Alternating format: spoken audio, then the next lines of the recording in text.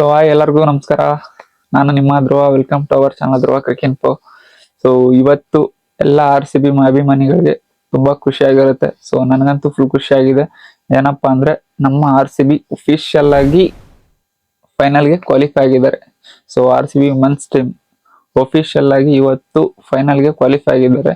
So ಇದು ಯಾವಾಗ್ಲೂ ಆಗ್ಬೇಕಾಗಿತ್ತು. ಅಂದ್ರೆ 5 ಔಟ್ ಆಫ್ 5 ಮ್ಯಾಚ್ ಗೆದ್ದಿದ್ರು. 6th ಮ್ಯಾಚ್ ಅಲ್ಲಿ ಆ ಮ್ಯಾಚ್ ಒಂದ್ ಗೆದ್ದಿದ್ರೆ ಡೈರೆಕ್ಟ್ ಆಗಿ ನಾವು ಅವತ್ತೇ ಫೈನಲ್ಗೆ ಕ್ವಾಲಿಫೈ ಆಗ್ತಾ ಇದ್ವಿ.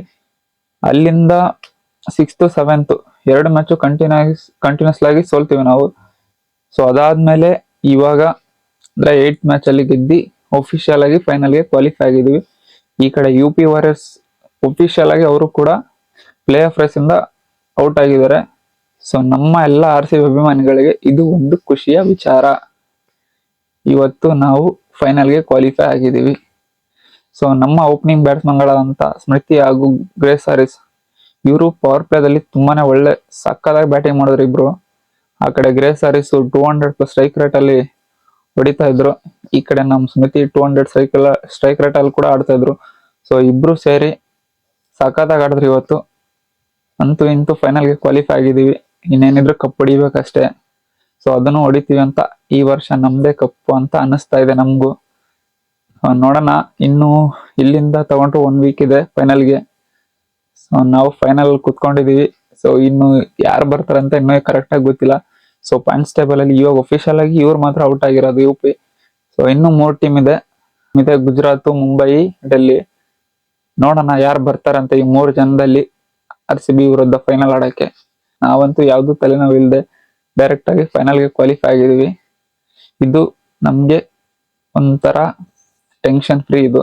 ಯಾಕಂದ್ರೆ ವರ್ಷಾನು ನಾವು ಅವ್ರ ಮೇಲೆ ಡಿಪೆಂಡ್ ಆಗ್ಬೇಕಾಗಿತ್ತು, ಇವ್ರ ಮೇಲೆ ಡಿಪೆಂಡ್ ಆಗ್ಬೇಕಾಗಿತ್ತು. ಈ ವರ್ಷ ಯಾರ ಮೇಲೆ ಡಿಪೆಂಡೆನ್ಸಿ ಇಲ್ಲ, ಡೈರೆಕ್ಟ್ ಫೈನಲ್ ಅಷ್ಟೇ. ಹೋದ ವರ್ಷ ಎಲ್ಲ ಡಿಪೆಂಡ್ ಆಗ್ಬೇಕಾಗಿತ್ತು. ಹೋದ ವರ್ಷ ಎಲ್ಲ ಡಿಪೆಂಡ್ ಆಗ್ತಾರೆ, ಇವ್ರು ಸೋಲ್ಬೇಕು, ಅವ್ರು ಗೆಲ್ಬೇಕು, ಈ ರನ್ ರೇಟ್ ಅಲ್ಲಿ ಸೋಲ್ಬೇಕು, ಆತರ. ಈ ವರ್ಷ ಅದೆಲ್ಲ ತಲೆನೋವೇ ಇಲ್ಲ, ಗೆದ್ದಿದೀವಿ, ಡೈರೆಕ್ಟ್ ಆಗಿ ಫೈನಲ್ ಕುತ್ಕೊಂಡಿದೀವಿ.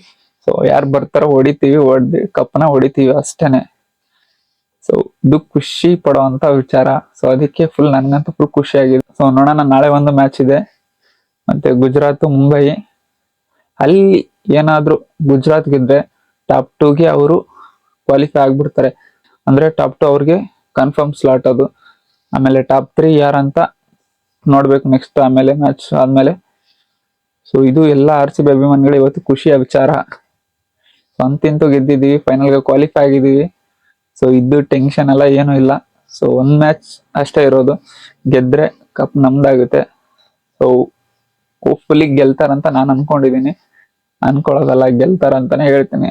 ಈ ವರ್ಷ RCB ದೇ ಕಪ್ಪು ಅಂತ 100% ನನ್ಗೆ ಅನಿಸ್ತಾ ಇದೆ. ಸೊ ನಿಮ್ಮ ಅಭಿಪ್ರಾಯ, ಅನಿಸಿಕೆನ ಪ್ಲೀಸ್ ಕಮೆಂಟ್ ಮಾಡಿ.